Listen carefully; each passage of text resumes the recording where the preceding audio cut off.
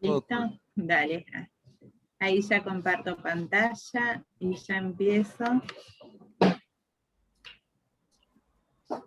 Bueno, buenas noches a todos. Perdón por la demora, pero hoy ha sido un día un poquitito complicado, ajetreado. La idea de hoy era hacer una parte de olfato y COVID, de cómo se viene alterando la función olfatoria por el COVID, pero la doctora Cruz está en este momento en un quirófano con una urgencia en la provincia de Corrientes, así que si termina, se va a conectar. ¿Sí? Voy a iniciar yo y voy a hablar sobre las herramientas diagnósticas. ¿Se puede ver ahí mi pantalla? Sí, perfecto. Ahí compartí, pone presentar y listo. Ahí. Se ve perfecto ahí. Bueno, bárbaro, gracias Martín. Bueno, yo lo que preparé hoy es sobre herramientas diagnósticas en las disfunciones olfatorias, qué hacemos y cómo diagnosticamos a nuestro paciente cuando nos viene al consultorio. Un poquitito acerca de mí, yo soy médica del Servicio de Otorrinolaringología del Hospital Álvarez, soy docente asociada, estoy trabajando en patología del olfato y estas son las diferentes sociedades a las cuales me encuentro con afiliación en este momento. Cuando empezamos el curso de SARIP, lo dividimos en 4 etapas. Anatomía de la vía olfatoria, alteraciones del olfato. Hoy que vamos a hablar sobre herramientas diagnósticas y la última clase que va a ser sobre entrenamiento olfativo multisensorial, que vamos a disfrutar junto a la doctora Ricati. Y bueno, y si en caso de que hoy Andrea no se pueda unir, lo que quedaba de olfato y COVID lo vamos a estar viendo la semana que viene. Vamos a interiorizarnos. ¿Algunos se imaginan cómo evaluar la vía olfatoria de los pacientes que nos puedan llegar al consultorio, a la unidad de cuidados de post-COVID? ¿Qué harían frente a ese paciente que les dice que está con una alteración olfativa? Para hacer un poquitito más dinámico y más interactivo, ¿qué se les ocurre a ustedes?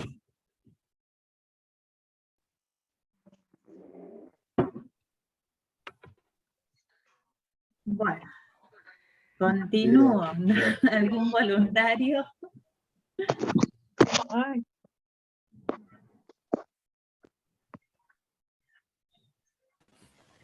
Bueno, cuando nos llega un paciente al consultorio, Me preguntan cómo era la pregunta, Ana. ¿Qué hacen ustedes frente a un paciente cuando llega con alteraciones de olfato? ¿Cómo los empezarían a indagar? ¿Qué es lo que harían? ¿Cómo... Yo te lo mando a vos, ¿vale? Vale.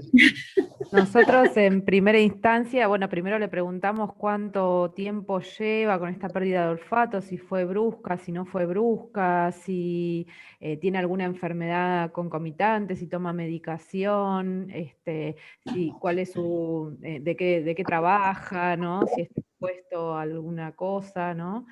Y bueno, ahora con el tema del COVID, obviamente todos preguntamos también si esta pérdida fue brusca, si tuvo fiebre, si tiene aparte, no sé, tos y esas otras cosas, ¿no? que hablan, que se habla normalmente con el tema del COVID.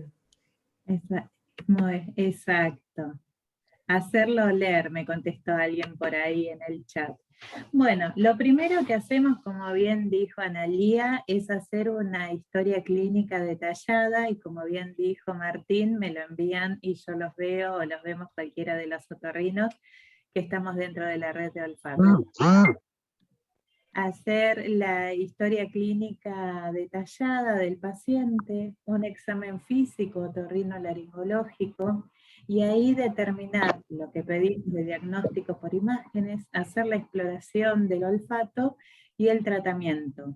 Hoy lo que más nos vamos a abocar es a los primeros 4 ítems, historia, examen, diagnóstico y exploración. El tratamiento lo vamos a dejar para el final de estos 4 módulos. Anamnesis. ¿Qué buscamos? Todos los antecedentes patológicos, personales ¿Cómo y estás? familiares que presente ese paciente. Bien, acá en El un momento poquito. de aparición de los síntomas, de cómo se dio, en qué momento, si fue por COVID, si antes del COVID él tenía el olfato normal, ver la intensidad de ese síntoma, si él cómo percibe, hacerle preguntas sencillas. Por ejemplo, si usted huele el café, que del 1 no siento nada, 10 lo percibo normal como antes, ¿cómo lo percibe usted?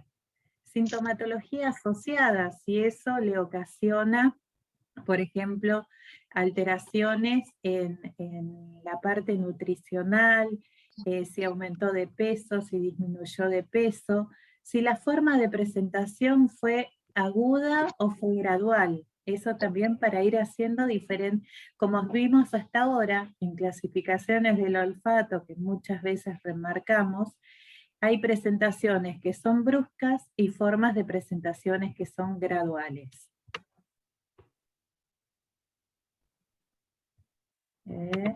Ahí está.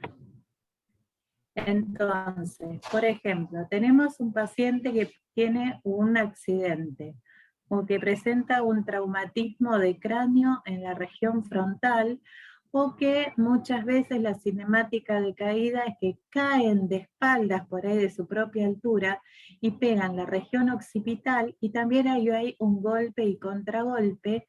El bulbo olfatorio está en la base de cráneo por encima de nuestras fosas nasales como flotando. Entonces ahí ocurre un fenómeno de cizallamiento, que se corta ese tracto olfatorio, sino por ahí aparecen hemorragias, edemas, que muchas veces en la parte aguda pasan desapercibidas.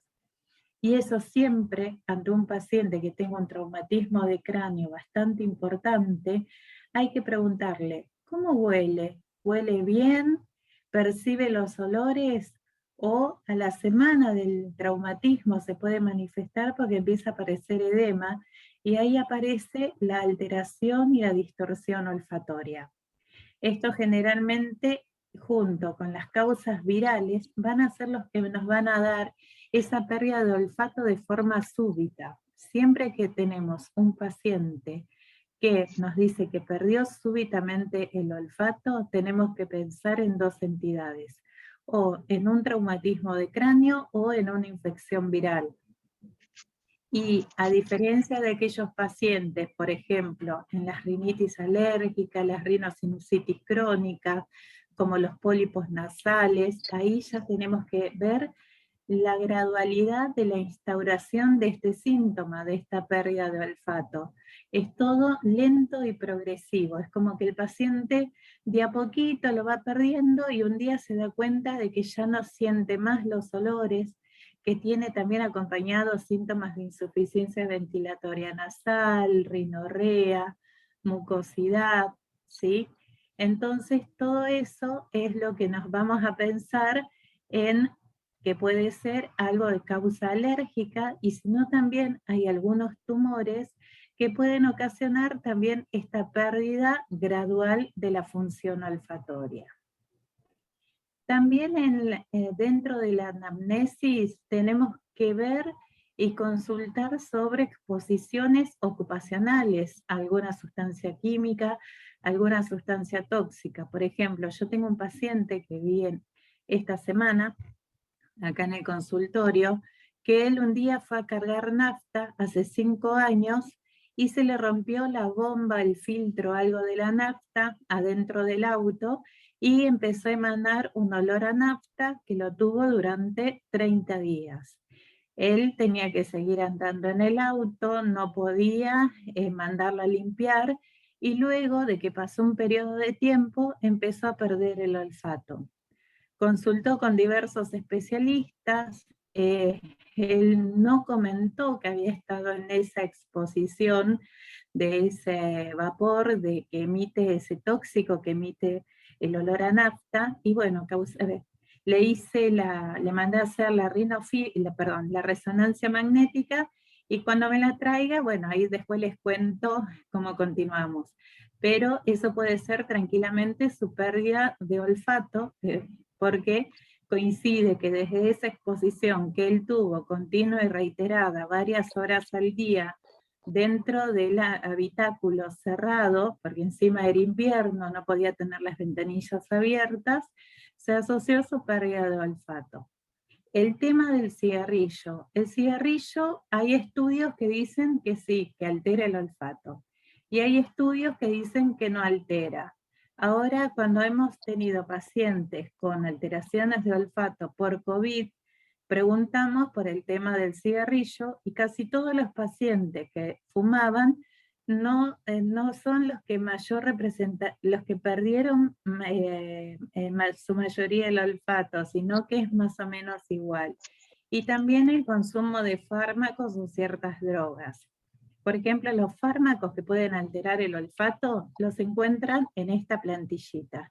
Analgésicos, algunos anestésicos locales, antimicrobianos como las quinolonas, los macrólidos, la neomicina, la tetraciclina, antirreumáticos, antitiroideos, medicación cardiovascular, los inhibidores de la enzima convertidora de angiotensina, la amlodipina, gástricos, medicaciones, soluciones intranasales salinas con acetilcisteína, mentol o sulfato de zinc, opiáceos y simpático-miméticos. Entonces, cuando llega nuestro paciente al consultorio, ¿cómo hacemos las exploraciones? Podemos hacer una rinoscopía anterior o posterior. La rinoscopía anterior es tomar un espéculo de Killian, apoyarlo sobre la narina, sobre la fosa nasal, y hacer su apertura, y con una fuente de luz externa miramos cómo está su composición, cómo está el tabique, y lo que podemos ver adentro son las estructuras que se conocen como cornetes. Cornete inferior es el más gordito, que se encuentra más abajo, y si uno se inclina y lo mira un poquitito hacia arriba, se va a poder observar el cornete medio. Acá vamos a encontrar una mucosa rosadita, húmeda, sí, un tabique central alineado. Hay veces, un tabique septal alineado, hay veces que esto pueden tener desviaciones, espolones, pueden haber pólipos, hipertrofias de cornetes, que acá más o menos se ve. Esto sería un cornete normal. Esto sería una hipertrofia moderada del cornete inferior, y esto es una hipertrofia bastante severa, que esto generalmente se ve en pacientes de tipo alérgico. También se puede hacer una rinoscopía posterior, que es con una fuente de luz, podemos usar un espejo, y a través de eso podemos mirar como si hay algo que esté obstruyendo la vía retronasal, porque como dijimos, los olores llegan por vía anterior u ortonasal, el techo de la fosa nasal, y por vía posterior o retronasal, a través de las moléculas que se desprenden de los alimentos. Ya, si los vemos nosotros en el consultorio, también le podemos hacer a ese paciente una videorinofibroscopía, que generalmente usamos la óptica recta de 0 grados, apuntando hacia el techo de las fosas nasales, para ver cómo está todo lo que es la hendidura olfatoria, donde se va a encontrar ubicado nuestro epitelio olfatorio.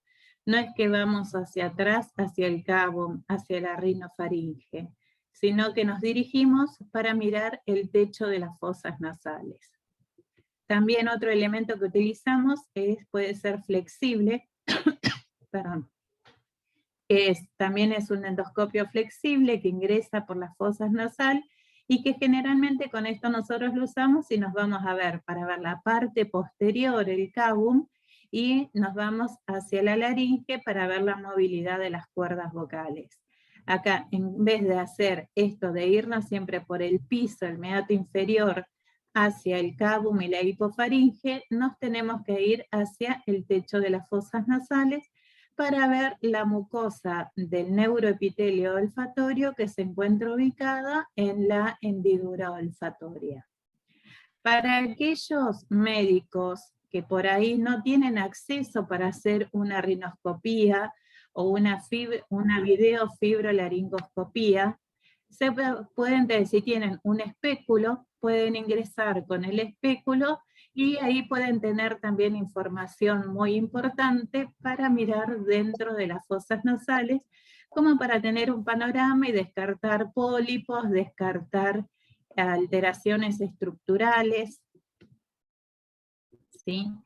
Y después también, que acá no lo puse, otra herramienta diagnóstica que utilizo muchísimo es la rinodebitomanometría, que es un estudio que mide el flujo de pasaje a través de las fosas nasales, y que muchas veces hay desviaciones del tabique, pólipos, hipertrofia de cornetes, y eso nos va a dar distintos resultados, y puede haber una alteración de tipo estructural, o una alteración de tipo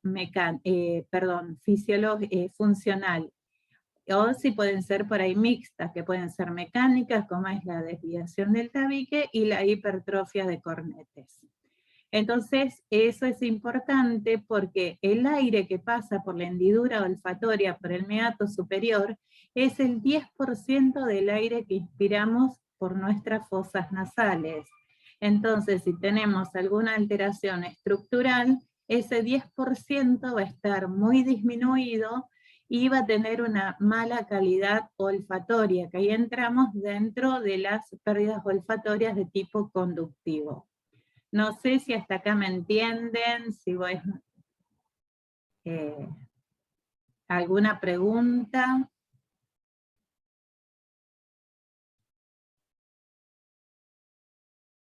Continuamos. Vamos a pasar entonces a los métodos de diagnóstico por imágenes. Entonces, todos aquellos pacientes que presenten una pesquisa de pérdida olfatoria y que ya hicimos el examen, la anamnesis, y estamos viendo si fue de presentación gradual, si fue de presentación súbita, tenemos que hacer un estudio de imágenes. El examen de elección es la resonancia magnética nuclear, ¿sí? Para evaluación del cerebro, de los tejidos blandos, y ahí lo que hacemos es un enfoque muy particular hacia la vía olfatoria. También para evaluar lo que es la base de cráneo, los huesos nasales, la topografía de la fosa nasal, ahí usamos una tomografía computada. Las radiografías, la mentonasoplaca, frontonasoplaca o la radiografía de perfil de Kabum no tiene mucha utilidad, es porque ahí los planos se ven superpuestos. Sí, por ahí pueden ser algo orientativo, pero no tienen un valor muy específico en este tipo de evaluación de mi paciente. La resonancia magnética nuclear que utilizamos es un protocolo que va dirigido hacia la vía olfatoria, porque ahí evaluamos el volumen del bulbo olfatorio, si está más aumentado, si está más disminuido, si está ausente, y la medición de la profundidad del sulco olfatorio, que eso es un índice muy importante que nos va a dar cómo está esa profundidad. Si es mayor a 8 milímetros, estamos hablando de un paciente normósmico, y si es menor a 8 milímetros, ya estamos hablando de un paciente con alteraciones del olfato. Entre más chico, a partir de los 8 milímetros esté, más pérdida de olfato va a presentar ese paciente. ¿Y cómo se evalúa esa profundidad del sulco olfatorio? Eso se calcula a través de un método estandarizado, y es como que hay que rotar un poquitito más la posición del paciente, hay que angular un poquito el equipo, y ahí se hace una línea que pasa por detrás de los globos oculares, y desde ahí se traza una tangente y que nos va a medir la profundidad del sulco olfatorio. El plano de esa línea que se ve, se empiezan a hacer, por ejemplo, todos cortes coronales. Y en el último corte coronal, donde no se visualiza más el globo ocular, Ahí hay que ir al plano axial y trazar la tangente y después volver al plano coronal y desde ahí se hace la medición del sulco olfatorio, que eso sería lo que se conoce como el plano de la tangente posterior a través de los globos oculares. Y como les decía, esta medición es muy interesante, es importante porque en los pacientes con anosmia congénita va a haber ausencia o fibrosis del bulbo olfatorio, y esto va a estar rudimentario o muy inferior a 8 milímetros. Generalmente tienen entre 2 a 3 milímetros. Por lo general, el volumen olfatorio es mayor en los hombres que en las mujeres, pero curiosidad que las mujeres tienen una mejor capacidad de olfato, así que ojo los hombres. También el bulbo olfatorio, como todo, a partir de los 60 años, es como que empieza a achicarse, como que empieza a disminuir su tamaño, y esto va acompañado de una reducción de la capacidad de la función olfativa. Es decir, que acá entramos en lo que se conoce como presbiosmia. Así como aparece la presbicia, la presbiacusia, también tenemos una entidad que se llama presbiosmia, y también hay que tener en cuenta que siempre el bulbo olfatorio del lado derecho suele ser más grande que del lado izquierdo. Se me traba. Hay un estudio que se ha hecho una correlación, ¿sí? Y que dice que en los sujetos sanos entre los 19 y los 79 años, el volumen medio del bulbo olfatorio, el promedio es de 70 milímetros del izquierdo y 69 milímetros del derecho para los hombres, y 64 para las mujeres y 65 para los hombres y 65 para las mujeres. Será por eso que tenemos quizás mejor olfato. Acá tenemos en un repaso anatómico, esta sería una resonancia normal. Bulbo olfatorio, sulco olfatorio, ¿sí? La corteza orbitaria, medial, ¿sí? Y fíjense la profundidad del sulco olfatorio y el bulbo olfatorio que se puede apreciar tranquilamente. En un caso de un paciente con anosmia congénita, fíjense que está completamente ausente el bulbo olfatorio, ¿sí? Que esto no está, ¿sí? Acá tenemos otro ejemplo. En el caso de arriba, en el A, ¿sí? Sería un paciente con anosmia, ¿sí? Y en el B se ve el sulco olfatorio normal, ¿sí? Fíjense que acá está completamente ausente en una anosmia congénita, un poquito rudimentario, y así es como se tendría que ver, como en la figura de acá abajo. Después, con la tomografía de macizo craneofacial, nosotros pedimos simple, sin contraste, con visualización de la hendidura olfatoria. Acá estamos evaluando todo lo que es la estructura interior de nuestras fosas nasales, de los senos paranasales y de la base de cráneo, y ahí nos dirigimos a buscar la hendidura olfatoria, que es por donde descansa nuestro neuroepitelio olfatorio, y por encima de esa hendidura olfatoria está la fosa olfatoria, donde están los bulbos olfatorios. Acá tendríamos lo que le acabo de decir. La hendidura olfatoria, ¿sí? Que está limitada en la parte medial por el septo nasal, en la parte superior por la lámina cribosa del etmoides, y hacia los costados por la pared lateral de los cornetes, la lamela lateral. Esto sería la fosa olfatoria, donde se encuentra ubicado el neuroepitelio olfatorio, que es un epitelio columnar donde ahí se encuentran alojadas las neuronas olfatorias, que es una célula bipolar, que va a tener en un extremo a los receptores y en el otro a los axones que llevan la información para que se procese en el bulbo olfatorio y de ahí por el tracto hacia las estructuras centrales.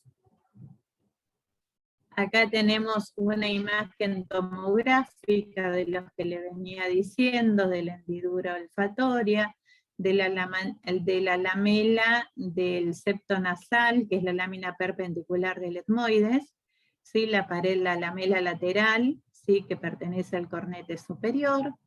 Arriba, formando la fosa olfatoria, está la crista Galli, y todo lo que es la lámina cribosa del etmoides. ¿Cómo hacemos la evaluación del olfato? La evaluación del olfato lo hacemos a través de la olfatometría. ¿Qué rol van a tener estos estudios del olfato con respecto a la olfatometría? A ver que le doy acceso, ahí está. Van a evaluar la detección de los olores, los umbrales de reconocimiento, la discriminación, identificación y la memoria olfativa. ¿Qué debemos tener en cuenta cuando estamos haciendo una olfatometría? Debemos tener en cuenta la colaboración del paciente, ya que esto es algo subjetivo donde dependemos de la respuesta que nos dé el sujeto y también dependemos de cómo nosotros le presentemos ese estímulo al paciente. Un hecho importante es el tema de la cultura olfatoria. Por ejemplo, a mí me pasó haciendo unas tarjetas olfativas que se las mostré la vez pasada. Esas tarjetas olfativas tienen 3 aromas: uva, humo y jabón. La uva, cuando lo fui a hacer a un hospital del conurbano en la zona sur, en la zona de Florencio Varela, ahí todos los pacientes dieron como una anosmia, pero no era que eran todos anósmicos, era porque no sabían identificar el olor a uva, no lo podían, es como que lo desconocían. El tema del olor a humo, alguno me dijo estufa, así que por eso les digo que es muy importante el tema de los olores con el que hagamos nuestro test olfatorio, de cómo el explorador presenta y adapta ese estímulo olfatorio hacia el paciente y qué tipo de olfatómetro estamos usando. También hay que tener en cuenta una serie de factores ambientales, ¿sí?, que debemos tener que saber, que son la edad de los pacientes, el sexo, hay que ver con el tema de las variaciones hormonales, también influyen en el olfato, hábitos, alcohol, tabaco, cocaína, uso de drogas, el trabajo del paciente, los antecedentes clínicos, el tiempo de exposición y los aspectos sociales, ¿sí? Cómo se asocian determinados olores a determinadas situaciones que muchas veces van acompañados de situaciones afectivas, desde distintos ámbitos puede reaccionar el paciente. Los más conocidos y validados en el mundo hasta este momento serían estos 3: el test de Connecticut, el test ELUPSID, que es el test de olores de la Universidad de Pensilvania, y el VAS-24, que es el olfatómetro de Barcelona, ¿sí? El de la Universidad de Pensilvania se basa en unas tarjetas olfatorias. Todos los test toman a concentraciones supraumbrales, es decir, que están más concentrados que los olores habituales que podemos percibir en el medio ambiente. Este test consta de unas 40 preguntas y 4 folletos distribuidos en 10 páginas. El paciente con un lápiz, como se ve ahí, va a raspar y va a oler. Si esto lo puede hacer el paciente, generalmente ellos lo hacen cuando el paciente está en la sala de espera, y luego entran con su tarjetita y le entrega al médico y ahí se van analizando diferentes resultados, ¿sí? Son olores de tipo microencapsulados, o pueden llegar al domicilio del paciente en un sobre donde están las 4 tarjetas. Las respuestas todas son de opción múltiple, con 4 opciones para cada página. ¿Esto qué quiere decir? Por ejemplo, le doy para que huela, ahí volvemos al ejemplo de la uva. Y ahí le ponemos 3 distractores, la uva y 3 distractores, por ejemplo, jabón, talco o chicle. Entonces el paciente tiene que marcar sí o sí alguna de las 4 opciones para poder pasar al siguiente odorante. Después, como es esto, bueno, tiene que hacerlo en los 40 elementos, y después la puntuación se vuelca en una base de datos donde ellos tienen analizados más de 4.000 personas normales, y ahí les va a dar un valor de la función olfativa, y también la puntuación la tienen clasificada de acuerdo al grupo de edad y al sexo de los pacientes. Después, el otro test es el test de Connecticut. Este es el más conocido y familiarizado por ahí por muchos de los otorrinolaringólogos acá de Argentina. Este está compuesto por 2 partes. El test de butanol, que es un butanol al 4%, que se coloca en estos frascos marrones, diluido, donde el frasco 0 es el que más concentrado, el que tiene la solución madre, y el frasco número 8 sería el frasco que tiene la concentración que más diluida, y un 9º frasco que es agua destilada. Entonces acá se le da al paciente para hacer la toma de umbrales del sujeto, y él tiene que, es de elección forzada, y tiene que elegir entre uno y el otro frasco. ¿Cuál es? Generalmente la pregunta que se les hace es cuál de los 2 frascos usted siente un olor o percibe una sensación distinta. No me tiene que decir de qué olor se trata, pero sí me tiene que decir qué percibe. Le quema, le arde, o algo parecido a las sensaciones que le da el alcohol. Entonces, así hasta que se encuentra el umbral. Y después la discriminación entre los distintos olores. Acá es muy similar al UPSID, al de Pensilvania, donde el paciente acá adentro, por ejemplo, hay café, se le da para que lo huela, y ahí tiene que identificar y hacer la elección forzada en una tarjeta donde están todos los odorantes, los 8, más 8 distractores. Esto es muy fácil de fabricar y es barato y es muy adaptable a nuestro bolsillo, pero tiene un problema, que necesita mucho tiempo, es operador dependiente, y estas concentraciones con el butanol acá no vienen preparadas ya diluidas, sino que las tenemos que ir haciendo a ojímetro con una pipeta y haciendo las diluciones con agua destilada. Y siempre es aconsejable realizarla con personal entrenado y con asesoramiento, porque ya les digo que es muy agotador, y bueno, está casi en este momento en desuso, porque el tema del butanol no se consigue, ¿sí? Porque por el tema del traslado y los explosivos hay que tener una licencia especial, y ni siquiera en el hospital hasta ahora la han podido destrabar para conseguir 1 o 2 litros de butanol. Con 1 litro de butanol se pueden armar test olfatorios, por lo menos para durante 2 o 3 años tendrían para hacerlo, pero lamentablemente no se consiguen. Después el otro test, que es muy lindo, que viene con una valijita y con 24 esencias que evalúan 20, van a explorar 28 frascos, perdón, 20 van a explorar la función olfatoria, 4 el tacto nasal, o sea, el nervio trigémino, y 5 para la evaluación del gusto. Están todos en su interior, tienen sustancias semisólidas con distintos odorantes, y este trae un software donde, también muy parecido al UPSID, donde también les va a dar el resultado, ¿sí?, al paciente, a través de, este es un método bastante objetivo, ¿sí?, y se va a evaluar por vía anterior, o sea, vía ortonasal, y también sirve para evaluar vía retronasal. Y como una audiometría, en rojo se pone la funcionalidad de la nariz derecha, en azul la funcionalidad de la nariz izquierda, y cuando se hace el olfatograma, en el extremo derecho hay un gráfico para hacer la gustometría.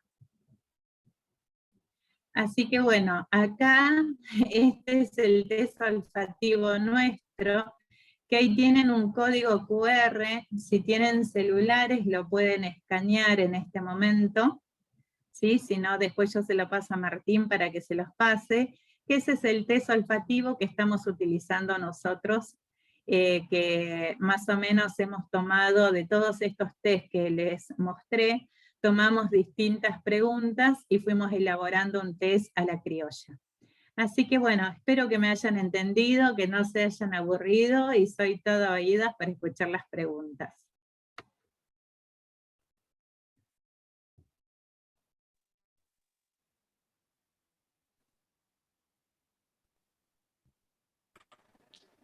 Ana, ¿cómo estás? Buenas noches. Hola, Bel, ¿cómo estás?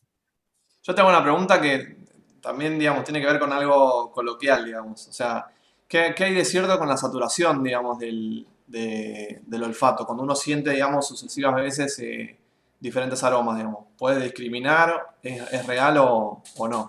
Y estos son estímulos que vos hacés, por ahí se puede alterar un poquitito, pero como son cortos y tenés que esperar entre unos minutos para volver, entre unos segundos, es como que la fosa nasal se limpia, y vos imagínate, para hacer el test de Connecticut, menos de 40 minutos por paciente no lo podés hacer para no entrar en este fenómeno de saturación. El tema de las tarjetas olfativas es el paciente el que se toma su tiempo en la sala de espera o en su domicilio y la realiza él, no es que tiene que estar con el médico adelante. Y con el VAS 24, ese también lo asiste un médico y también lleva un poquitito de tiempo muy similar al de Connecticut.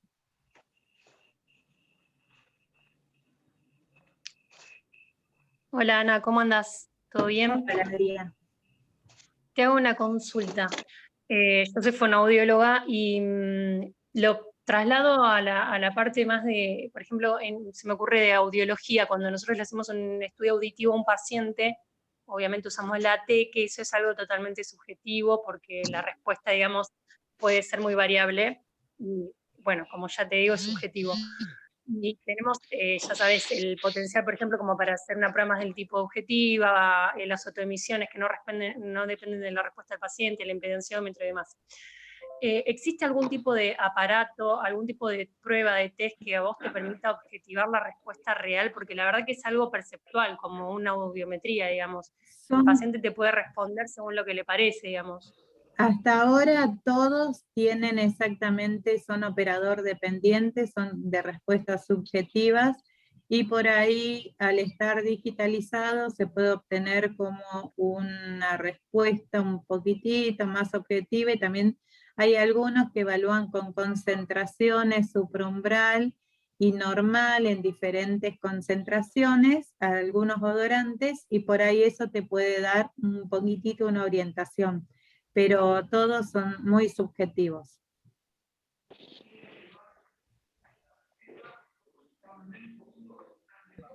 Una consulta, buenas noches. Buenas noches, Gastón. A través de los potenciales evocados o de ese tipo de mediciones, ¿no hay ningún protocolo armado para poder evaluarlo? Hay algo en Alemania, pero que está todo en prototipo, pero hasta ahora no se le había dado importancia. El tema como el olfato empezó a tomar, fue siempre muy subestimado, muy tratado de manera muy, muy remota, ninguneado, se podría decir, por muchos médicos, y realmente ahora, a través de esta pandemia, se vio la importancia que tiene el olfato y cómo altera la calidad de vida, y recién ahora se puede decir que nos están dando un poquito más las herramientas como para profundizar en las investigaciones. Bueno, No, muchas pero qué gracias. cosa. Va a haber bastante carne. Y vamos a buscar ahora. Ah, no, ahora ya. Carne, vaca. Ah. María Bueno, José, alguien va a ¿tenés buscar pregunta? carne de vaca.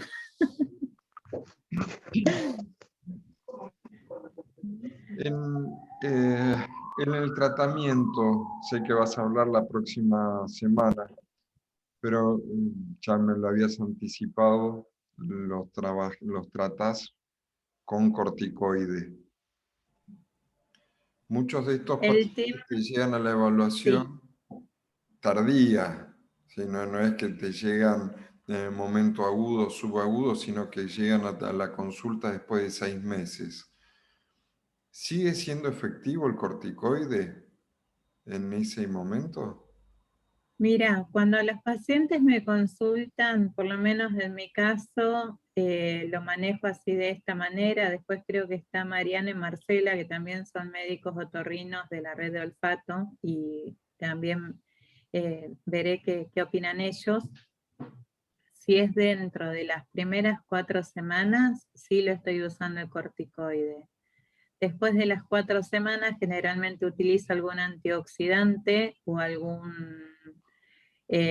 vasodilatador, como podría ser el ginkgo biloba, que se utiliza mucho en los acúfenos, y de ahí ya les pido, les doy la terapia de entrenamiento olfatoria, que la vamos a hablar la semana que viene.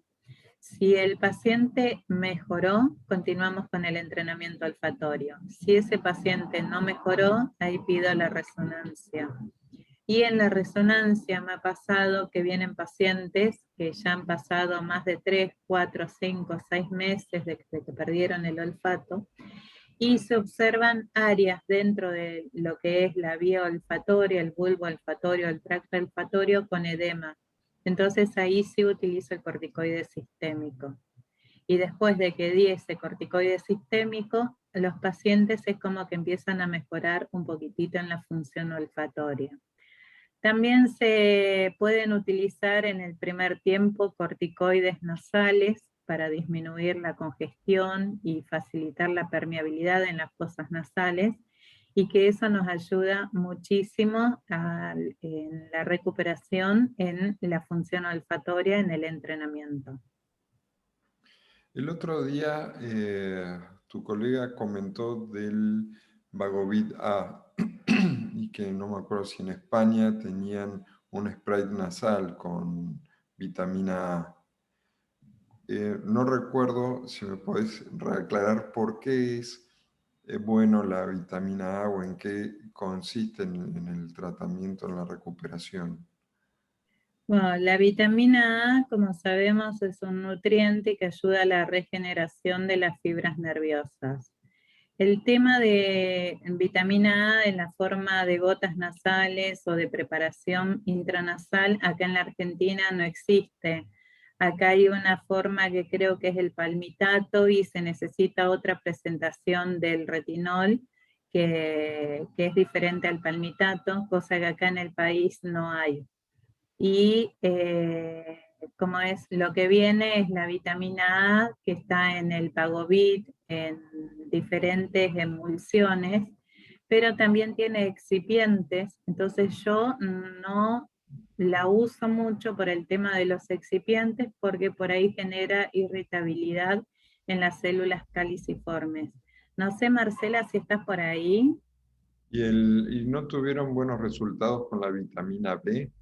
El complejo B, que también se usa para... El complejo vitamínico B, sí, yo lo he usado con muchos pacientes, pero no he tenido buenos resultados. Es como que lo que mejor anda es el ácido alfa-lipoico, que es el ácido tióptico, que es el que se utiliza en los pacientes con polineuropatía diabética o para desintoxicaciones hepáticas, que por ahí eso, por ahí Abel o alguno de los médicos clínicos están más avesados en el tema. Pero dentro de la funcionalidad en la regeneración de la fibra nerviosa periférica, hay trabajos que actúan muy bien y que han hecho grupos de entrenamiento olfativo con ácido tióptico y grupos con entrenamiento olfativo sin medicación, y los que usaron el ácido tióptico presentaron mayor recuperación de la función olfatoria en menos periodo de tiempo. Bien.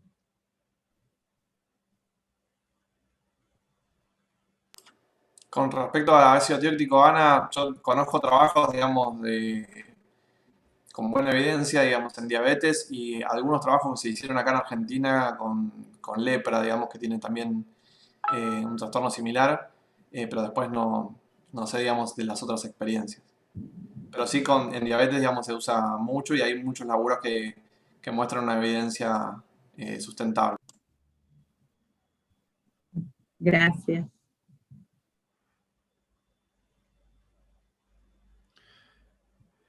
Acá en el chat te preguntan, ¿la preparación de las diluciones debe realizarse en el momento por la evaporación? Generalmente están en frascos herméticos y más o menos cada 3 meses hay que ir renovándolas para que, de acuerdo al uso que le den, así, porque así no se pierde tanto la concentración. Así que no es que lo tenés que preparar y usar en el momento, sino que cada 3 meses lo podés ir cambiando.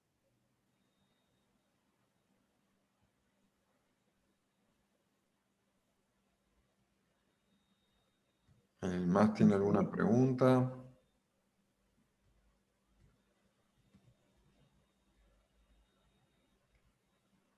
Ahí están silenciosos. Es que nos dejaste a todos boquiabiertos, mira. Así que bueno, ahí yo ahora después te mando el código QR de ese test olfativo que hacemos nosotros para que también lo puedan empezar a implementar y que lo puedan hacer con los 5 odorantes sencillos que tenemos todos en nuestras casas y que más o menos ahí hacemos la identificación de cómo discriminan, cómo identifican esos olores y también cómo funciona la parte trigeminal.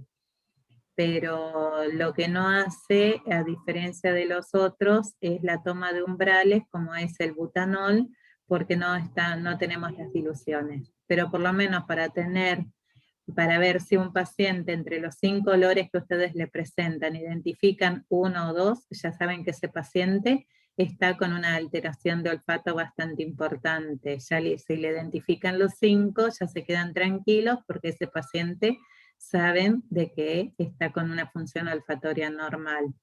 ¿Y cómo saben si para olerlo lo tienen que probar primero ustedes, y ustedes son los sensores, o sea, el olfatómetro somos nosotros, y en base a eso, cuando se lo presentamos al paciente, nos tiene que dar la respuesta. Ya si nosotros no lo percibimos, ya ahí sí que estamos en problemas.